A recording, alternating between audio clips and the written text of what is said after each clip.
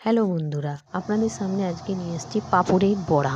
দেখেন, আগে আলুগুলোকে সিদ্ধ করে নেবেন, তারপরে কড়াইতে তেল দিয়ে জিরা গুঁড়ি, একটু টমেটো, কুচি কুচি লঙ্কা, তারপরে হলুদ, তারপরে স্বাদ মতো নুন, তারপরে জিরা গুঁড়ি, তারপরে আপনি এর মধ্যে দিতে পারেন ধনে গুঁড়ি, তারপরে আপনি ওর মধ্যে দিতে পারেন একটু হিং দেওয়ার পর এই সবগুলো দিয়ে তারপরে আপনি ভালো করে সব দিয়ে আস্তে আস্তে করে নাড়িয়ে তারপরে আপনি আলুগুলো দিয়ে দেবেন।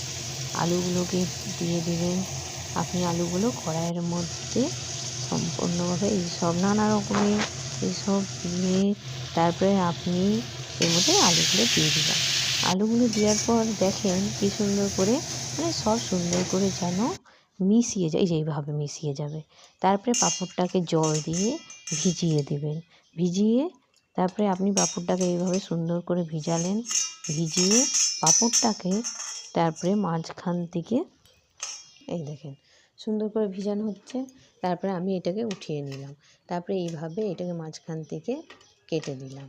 কেটে দেওয়ার মাঝখান থেকে আপনি এইটাকে আপনি এই আস্তে আস্তে করবেন। তারপরে ওর মধ্যে আপনি আলুটাকে দেন। দিয়ে এই যে আমার আলুটা এখানে দেখেন কি সুন্দর, দেখলেই মনে হচ্ছে লোভ লাগছে, এত ভালো লাগছে। এইভাবে বড়াটাকে করবেন। তারপরে দেখেন আমি এদিকে করছি আর আমার রান্নাঘরটাকেও আপনাদের দেখাচ্ছি। আমার রান্নাঘরে কত রকমের যাই হোক, রান্নাঘরে নর্মালি বাসন টাসন। তারপরে আমি আবার দেখেন আমার জিরা গুঁড়ি, ধনে গুঁড়ি কৌটাগুলো দেখেন। তারপরে আবার আমি বড়াগুলোকে আপনাকে দেখাচ্ছি। এইভাবে বড়াগুলোকে করবেন।